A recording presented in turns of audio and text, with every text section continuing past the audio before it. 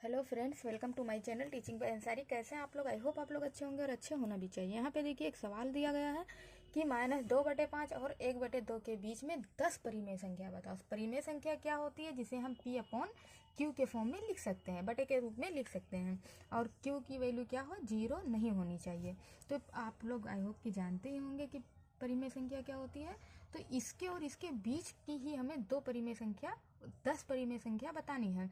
तो इस तरह के जब सवाल दिए हो तो हमें क्या करना है? सबसे पहले इसका हर इक्वल कर लेना है, क्योंकि यहाँ पे 2/5 है, यहाँ पे 1/2 है। तो हम इसका नीचे वाला जो पार्ट होता है इसे हम हर कहते हैं और इसे हम चलिए इक्वल कर लेते हैं। तो यहाँ पे लिखा है -2/5। तो हम इसको जो है 2 से गुणा कर देंगे। नीचे 2 से गुणा करेंगे तो ऊपर भी हमें 2 से गुणा करना पड़ेगा। और इसी तरह से ये जो 1/2 है, इसको हम क्या करें? इसको हम 5 से गुणा कर दें, है ना? क्योंकि यहाँ पे भी 10 आ जाएगा और यहाँ पे भी। अब अगर नीचे मैंने गुणा किया है तो ऊपर भी 5 से गुणा करना पड़ेगा। अब इसको हम करते हैं तो क्या हो जाएगा? 2 दूनी 4, -4 और यहाँ पे 10 हो जाएगा। इसको जो हम मल्टीप्लाई करेंगे तो 5 हो जाएगा और 5/10 हो जाएगा। तो ये अब 2 संख्याएं बन गए। लेकिन इसने क्या कहा है कि -2/5 और 1/2 के बीच 10 परिमेय संख्या बताओ। अगर 10 नहीं कहा होता, कुछ कम संख्या कहा होता तो हमको कुछ करने की ज़रूरत नहीं थी। लेकिन 10 कहा है तो हम इसको क्या करेंगे? इसमें भी 2 से गुणा कर देंगे और इसमें भी 2 से गुणा कर देंगे, है ना? तो जब हम इसमें 2 से गुणा करेंगे तो ऊपर नीचे दोनों में ही 2 से गुणा हो जाएगा।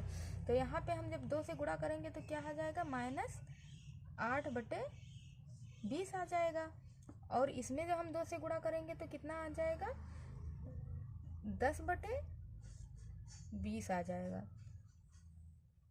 अब ये संख्या बन गई। अब इसके और इसके बीच की अगर हमको संख्या लेनी है, कोई भी इशू नहीं है। देखिए यहाँ पे -8/20 लिखा हुआ है। हम क्या करते हैं? -7/20 पहली संख्या लिख सकते हैं, क्योंकि -7/20 जो है -8/20 और 10/20 के बीच में है। अब इसकी इसी तरह से -6/20 भी हम ले सकते हैं, क्योंकि ये भी इसी के बीच की संख्या है। फिर इसी तरह से -5/20 हम ले सकते हैं, -4/20 ले सकते हैं, है ना? -3/20 लिख सकते हैं, -2/20 लिख सकते हैं और फिर -1/20 लिख सकते हैं, 0/20 हम लिख सकते हैं। ये भी एक परिमेय संख्या हो जाएगी। अब उसके बाद में हम 1/20 भी लिख सकते हैं, 1/20 लिख सकते हैं। अब इसके बाद में हम 2/20 लिख सकते हैं। तो ये सब क्या है? इनके बीच की ही तो संख्याएं हैं। तो आई होप इस तरह से आपको सवाल समझ में आ गया होगा।